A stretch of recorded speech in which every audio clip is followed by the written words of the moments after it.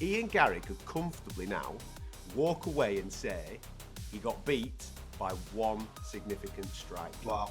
Has the aura of Shavkat diminished enough for you to think Belal's going to do it? Wow, that's a good question. I think the aura's still there for sure. I think a lot of people are now... I think we've shown that he's human. That's the word I'm looking for. We've shown that Shavkat is an actual human being instead of a robot that just finishes everyone in the cage.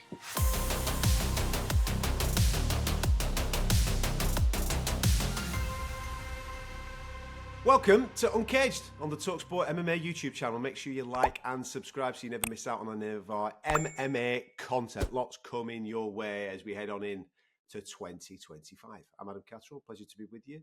The main man is alongside me, fresh. That's right, fresh from enjoying himself at the Formula One in Dubai. Look at him, Brendan Loughnane. Got a bit of sun on your face, sunshine. You enjoy yourself? 7 days, Adam. Look at the face like nothing happened. Ready to go again now. When's the next tournament? That chat has already begun, has it? Right, bum me neck. We're already back in. Jeez, mate. Look at you. You've been out with your pals at weekend. You've had a couple of scoops. And you're thinking, right, I'm back. Let's do 2025. Let's go again. Get on the phone, PFL. I'm here. How was the Formula One? Good? Nice day out? Yeah, I don't know anything about F1, Adam. I don't have a clue. I just watch cars go around the track. But yeah, it was fun. Good. That's what most people do, mate. No, I don't think anybody really knows what's going on with Formula One, mate. But as long as you've enjoyed yourself, that's always good. I assume that you caught up with UFC 310, final number card of the year. I did, mate. I did. And you know what? Shall I start this off? Oh, go for it. Yeah, love that. Ian Garry, mate. I am proud of him, Adam. I am proud of him, mate. I think he put on a valiant effort. Couple of transitions could have gone his way. The fight could have gone his way, should I say. And I think he's proved a lot of people wrong about how high his level is. Yeah. I think, now this is going to be the headline of the show, I think, because people are going to come for me off the back of what I'm about to say. There we go. But when he breaks this down and you analyse the 25 minutes and you break down how that fight was scored over that 25-minute period, Ian Garry could comfortably now walk away and say he got beat by one significant strike. Wow. That's what he could comfortably say. I'm not saying that is the tale of the fight, and I'm going to break it all down for you in a minute. But if you analyse round number one swings on one significant strike. Lots of grappling, lots of clinching, and then on that break, when that big overhand right comes in, that's what sways the round in Shavkat's favour, that first round. And therefore, that is the round that sways it, the whole fight, in his favour. So he's got a lot, like you've just said, to take away from the fighters, Ian Garry. Yeah, I think, like you say, there was one or two strikes in it. There was one or two significant transitions.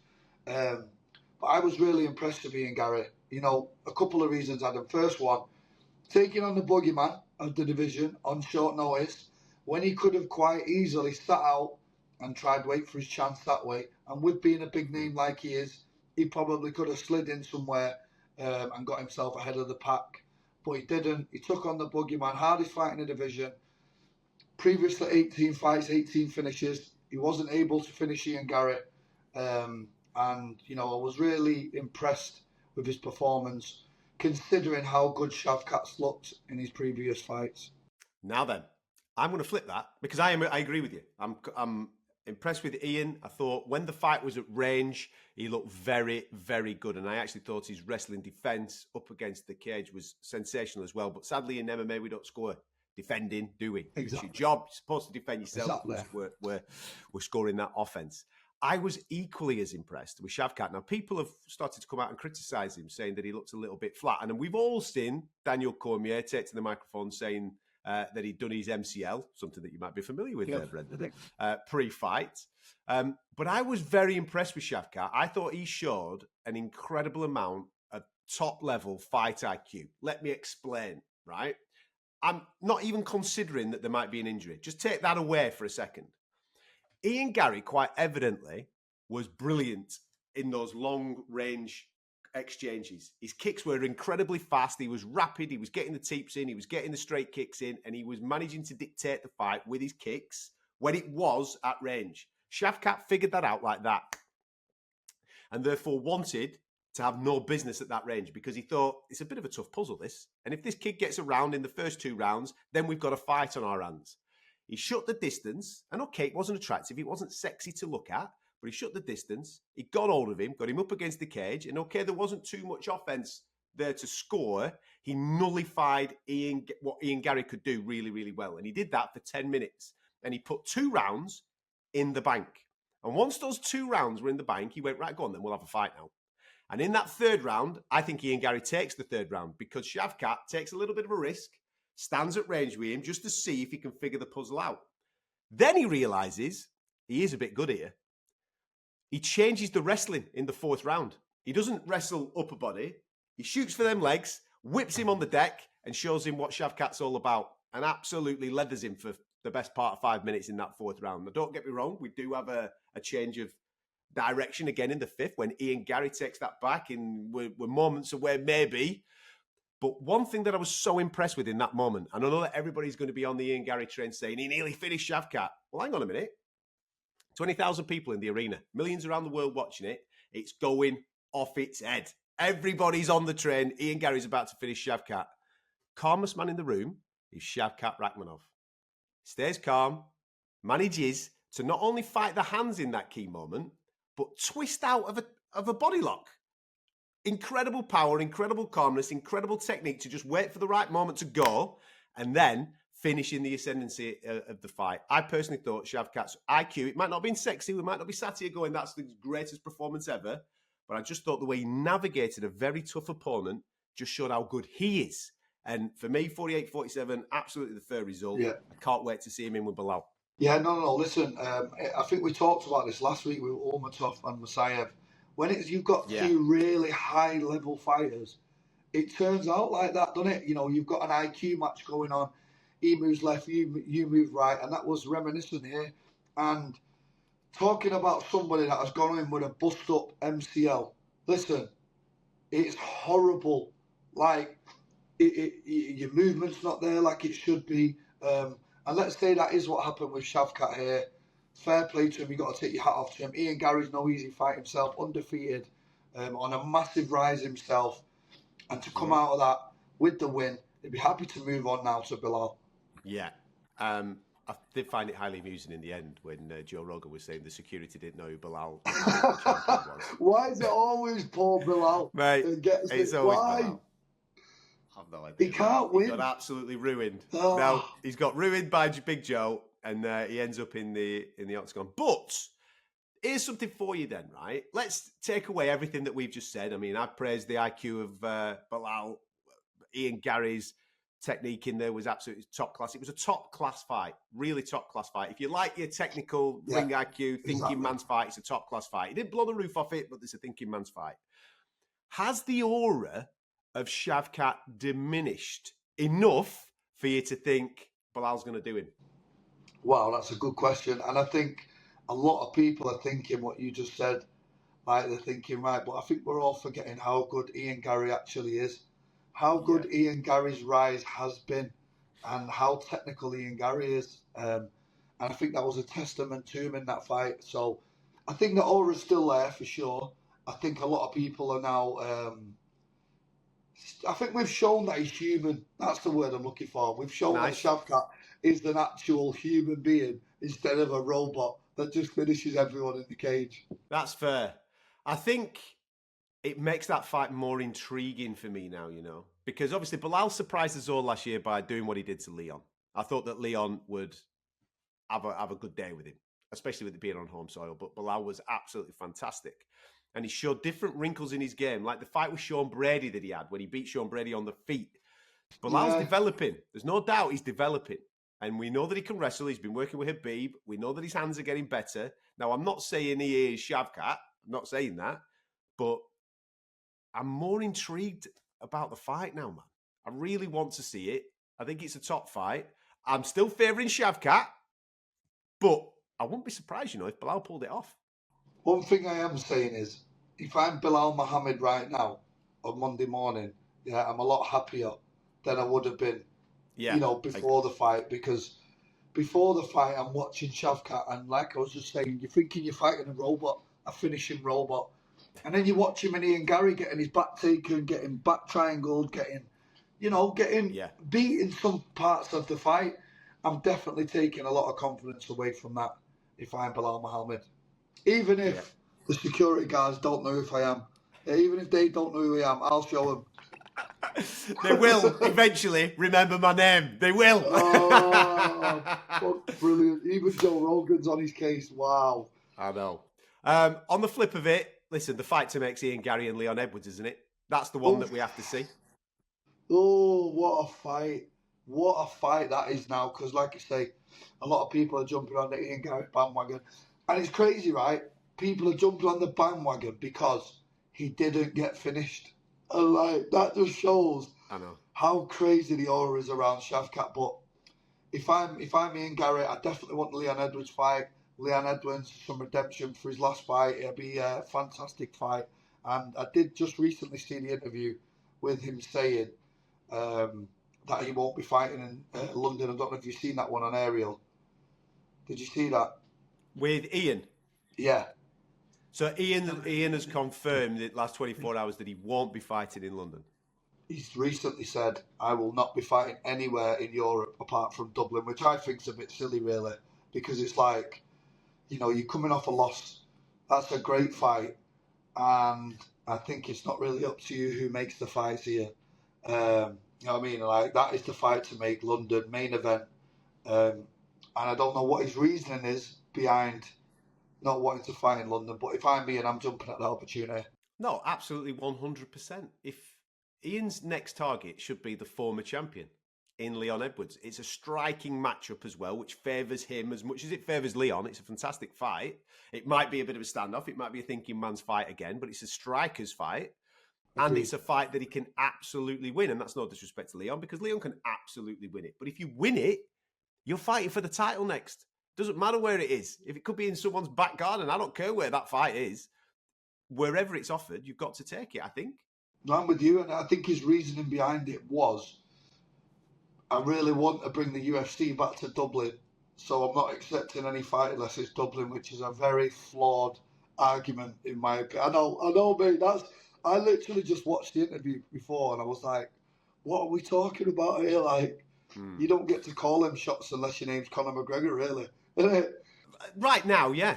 He's not there yet. He's not there yet. But he could be.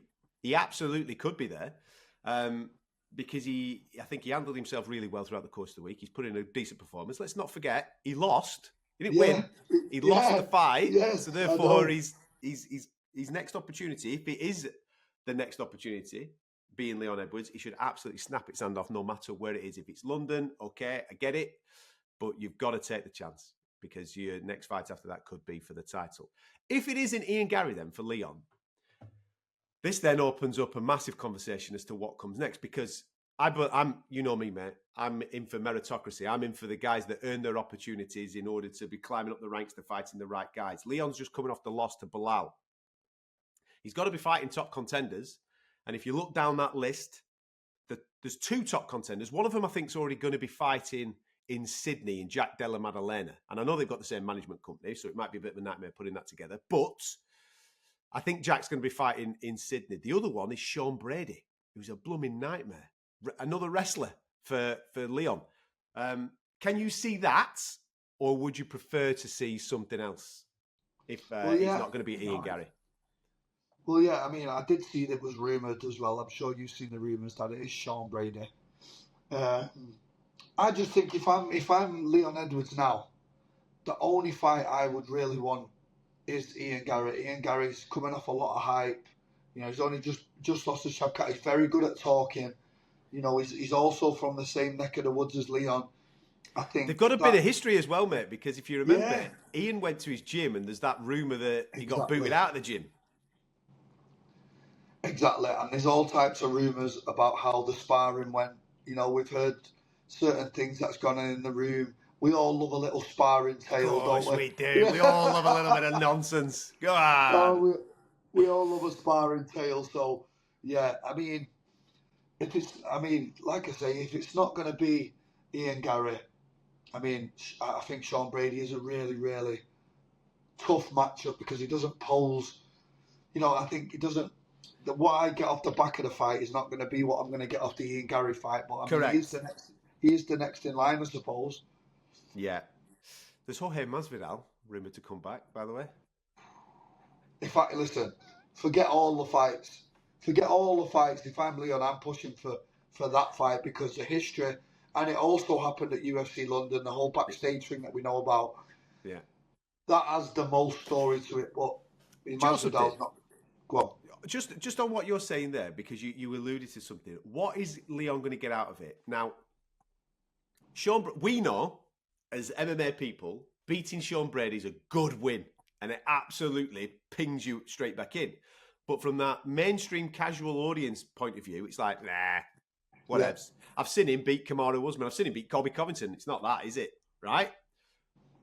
Now, even though Masvidal's retired and out the rankings, if he goes and beats Masvidal, I think it gets him more credit with the casual audience than it would beating any top 5 company or maybe a top 10er. Anyone, mate. Anyone. I think that this is a crazy statement, but I'm going to put it out there. I think he gets more love for beating Masvidal than he would for beating Belal again. Or just actually beating Belal in general. That's how. Listen, we're in the entertainment industry now. It's like storylines. Yeah. Like the storyline here is ridiculous. It would captivate the full nation to put them two in, especially after what happened before. So I'm all in. You know what? Every now and then, Adam Cattrall just literally throws in a little curveball like Jorge Masvidal, and I think that really is the fight now. Now that you brought it to my attention that Masvidal's put his name back in the hat, let's go. Team Masvidal, Team Edwards, come on the UFC, make it happen. There you go. Look, we've even UFC 310, we went straight to the co-main event. We didn't even talk about the title fight to kick us off the show, mate. But that's how much we've been captured by the story that has come off the back of Shavkat versus Ian Garry. Don't forget the main event. Alexandre Pantoja took care of Kai Asakura. Second round submission. He looked absolutely fantastic. Who is Pantoja going to fight next? He's running out of them, mate. He's lapping the division. He's going to have to do it again. You know what I'm going to say, and his name ends in Makayev. I mean, he's the only guy. You've got a guy here now, right? Listen, I might be slightly biased, Adam, but you've got a guy here in Muhammad Makayev who's undefeated, you know, left on bad terms. There is another storyline behind this now. He's cleared up the division, Adam, multiple times over. He's doing laps now. You've got a guy here who's undefeated, young. He's got a full Russian audience, English audience. Come on now, put him back in the back door. Let him get this one fight out the way, because I know they're saying go and have one fight outside just for our own egos. Do you know what I mean? Like, so now he's got to go and have a fight in another organisation, come back and make that fight happen. It's the only fight to make now, I see anyway. Well, he's fighting this week, isn't he? Which is a good thing, Isma. I think he's fighting on the Brave card this week, right? So all he needs to do is just go and make some noise. And I am 100% on this train. Now, let me just clear something up, because there's been loads of people saying, what about this guy? What about this guy? What about this guy? Listen, Alexandre Pantoja right now is on the verge of lapping the division. The reason why he calls out Demetrius Johnson, I think, is a very, very sensible thing from his point of view. Because if you look, he's fought Brandon Moreno on multiple occasions, Brandon Royval on multiple occasions. He's beaten all these guys, by the way.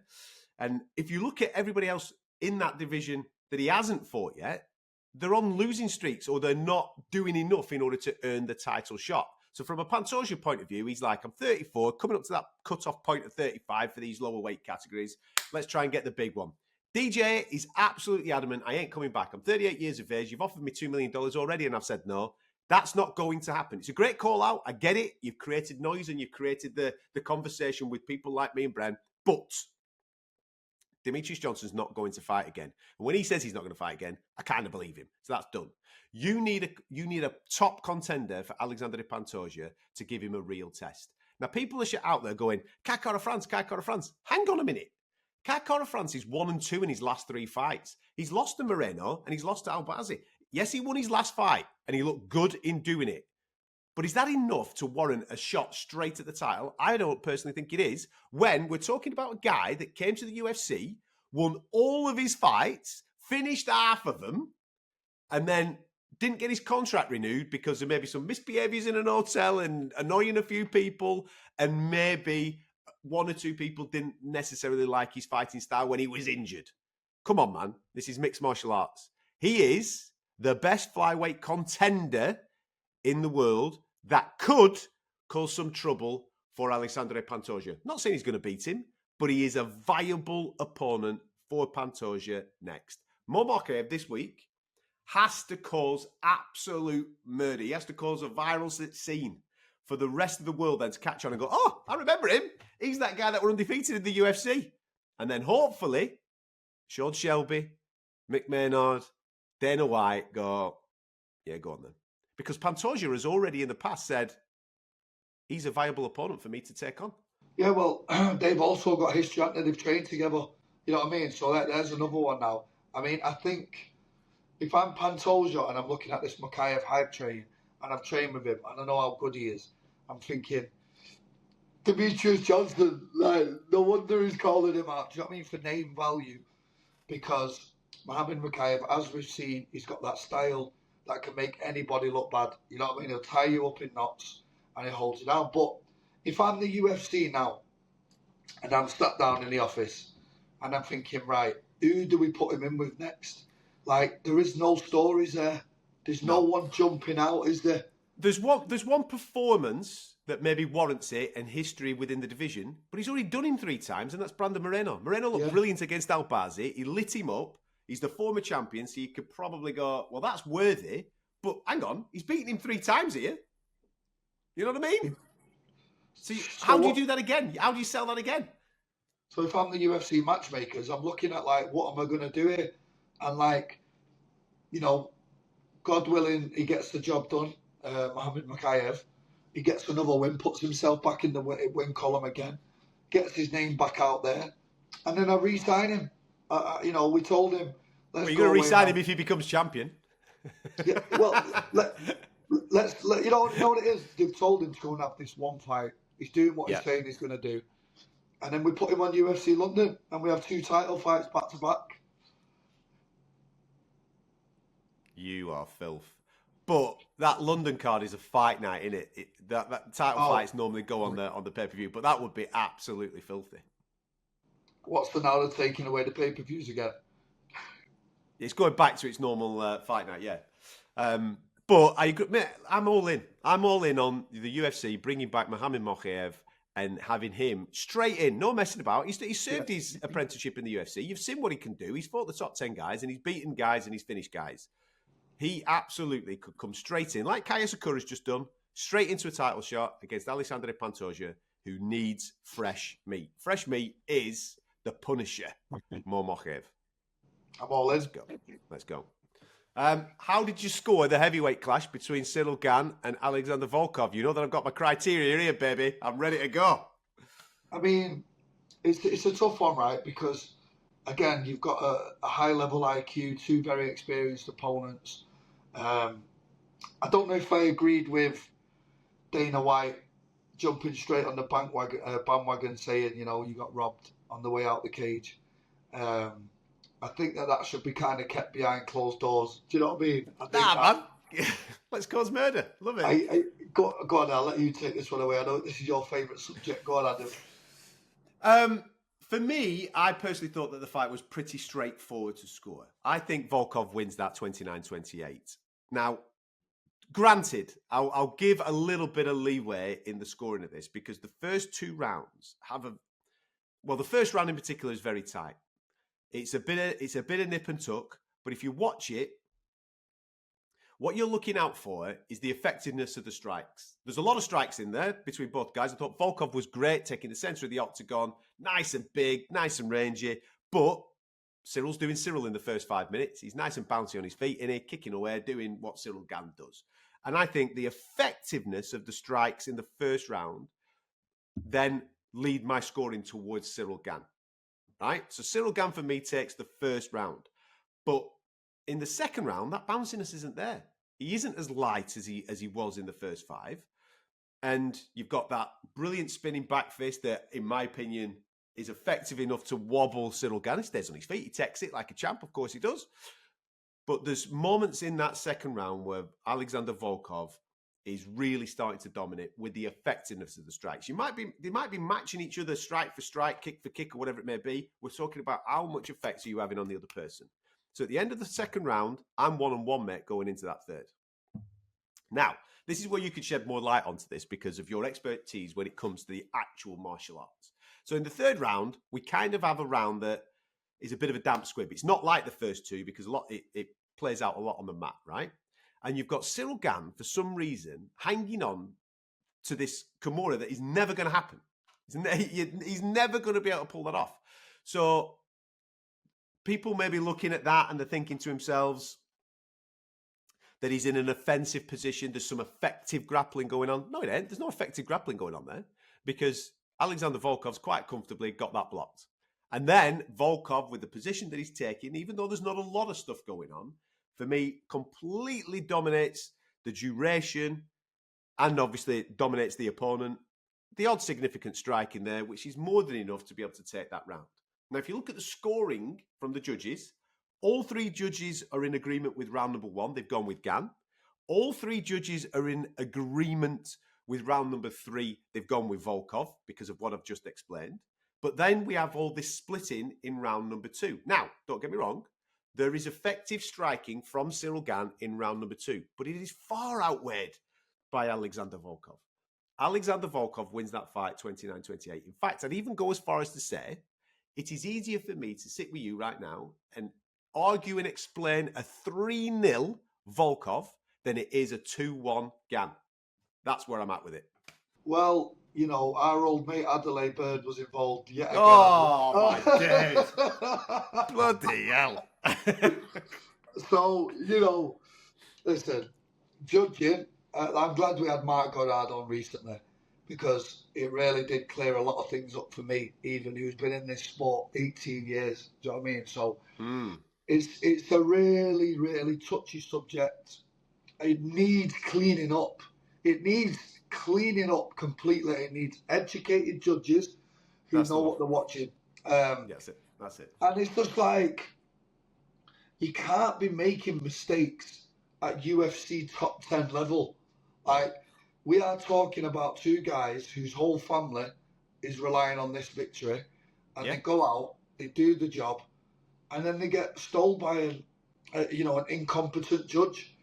And it's just like, it's a really difficult thing, and it's a real taboo in the sport. And it's showing no signs of getting better, clearly. Well, if you think about it from Volkov's point of view, it's a rematch. He's made the adjustments. He's gone in and put in a solid performance. He's made adjustments within the fight as well because he can realise round number one, okay, that might be a bit touchy, so I'm going to put even more on him in this round. And he's done that business. He's on a solid fight win streak. We've got a weird situation in the division. Obviously, we all want John Jones, Tom Aspinall. That's the fight. But after that, who comes next? Who's the contender? This is the chance for Volkov. This is it. So if he goes and beats Gane, who's just come off the loss of John Jones, well, I said just come off the loss, fight before Spivak, he puts his name right in the mix for being next after John Jones, Tom Aspinall. He goes out and does it. The majority of the world sees him do it. Yeah. And then somebody who doesn't really know what they're watching or has got it wrong has kind of stolen that moment. He has now been put back at least 12 months because he's going to have another fight, maybe another 2 fights before he's back in that conversation.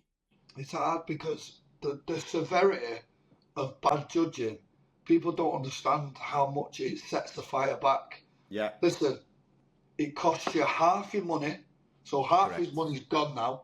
By the way, just on that, before you're right, that's normally what happens, but Dana paid him his win money.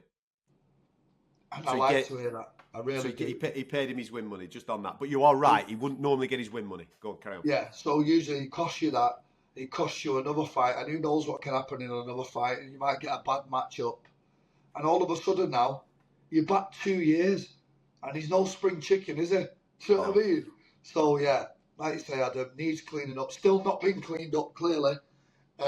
Incompetent judges like Adelaide Bird are still getting gigs for whatever reason, I don't know. Rest of the main card, Bryce Mitchell dishes out a vicious KO of Kron Gracie, who for me is just not an MMA star. He's a jiu-jitsu dude. rolling around in an octagon. No idea what's going on there. Listen, he's there because of the name. Let's be dead straight about it. And the Korean Superboy, been away, done his national service, got married, got divorced, all that type of carry on, and now he's dishing it out big time. He's back, bit of a featherweight contender. Yeah, I mean, he's always shown a lot of promise, and every now and then we've seen them great moments from him. Back in spectacular fashion, but again, let me just go back to what you just said. Yeah, Cron Gracie, right, might be the worst. Like, why are we putting him on the main card? Like, what is this? Are we missing something, Adam? Well, I was speaking to our mate Nick Pete, and he says, I reckon there's something in the terms and conditions of when the UFC bought this franchise that you have to put a Gracie. If there's a Gracie about, you have to put him on the main card, mate. I mean, we have moved on. The game has moved on so much over the last 10, 15, 20 years. Watching Cron Gracie fight was like watching one of the early shows. Like, we've had Aljamain Sterling and we've had Evelev, two guys who are incredibly talented, put on an incredible fight. We've seen them move down the card for this fight, and it's just like, what are we doing? Do you know what I mean? And just to touch on that fight, you want to talk about high-level transitions, fight IQ, absolutely incredible fight. I mean, Aljamain Sterling showed that he still got it in the tank. Very close fight. Movsar was at his smothering best, but it's effective, Adam. And it's like, your job is to get me off. And if you can't get me off, I win the fight. I just think now Movsar puts himself in that conversation. I really do. I think, go on. I'm going to say, his problem is he just doesn't finish, mate. You know what I mean? He's had 9 straight decisions. And it's just not sexy. It's brilliant. I know what you're saying.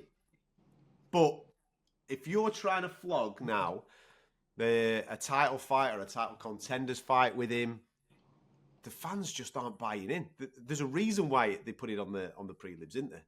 It's because, with all due respect, it's because Movsar ain't going for those finishes. He isn't going through the gears and getting the job done. It's a shame, though, because for purists like me and you, I thought it was great. An incredible fight. I really did. But then when we start talking about stories and selling points and the general public, he's the tough seller there. Yeah, very much so. But like you've said, I mean, some of those scrambles and transitions and mate, I'm watching it going, what the bloody hell's going on in there? Absolutely outstanding. Absolutely outstanding. Yep. All in all, UFC 310 was all right, wasn't it? Nice way to finish off the year when it comes to numbered cards. Yeah, it wasn't bad at all. Like I say, we just touched on a few points there. Had its moments, and it also had its disappointments, a.k.a. Cron Gracie. Yes, indeed. And listen, it wouldn't be a numbered event without seeing Merab Dvalishvili having a scrap with somebody in the crowd, would it? You know what I mean? I'm sure people have seen this on social media, that it was with somebody that is in the camp of Umar Nurmagomedov. I don't know what you made of the press conferences last week, but Merab looks a little bit like Umar's under his skin a bit, doesn't he? You know what I mean? He looks like his head's maybe falling off a touch. He needs to calm down before them two get together at UFC 311. It's a tough fight, though, isn't it, Adam? It's a really, really hard fight. Like, you got a guy here in Umar, comes from that same gym that I know a little bit about, and it's just like, mate, they do everything perfectly. It's like they're just designed to be the perfect MMA fighters, and Merab is now thinking, okay, I have to fight him now. I've tried to get away from it, and it's like the fight's getting closer, and yeah, it does. It gets technical around these guys. It does. Yeah, that's all coming up in January. That's how we kick it off with UFC 311, of course. Merab taking on Umar, and the main event of Islam Makhachev and Arman Tsarukyan Part 2. Cannot wait for that, because that'll be an absolute banger as well. This week, it's the return of Colby Covington, who didn't want to fight on this particular day against a certain fighter, but then all of a sudden he's now available. Well, he's fighting Joaquin Buckley this weekend, so keep across that, and we'll try and get you closer to it on the talkSPORT MMA YouTube channel. All that said and done. Been an absolute banger to get stuck into UFC 310. We will catch you next week. Make sure you like and subscribe the channel. Make sure you like and subscribe the channel. Help if I could speak, wouldn't it, to finish off the show? We'll catch you next time.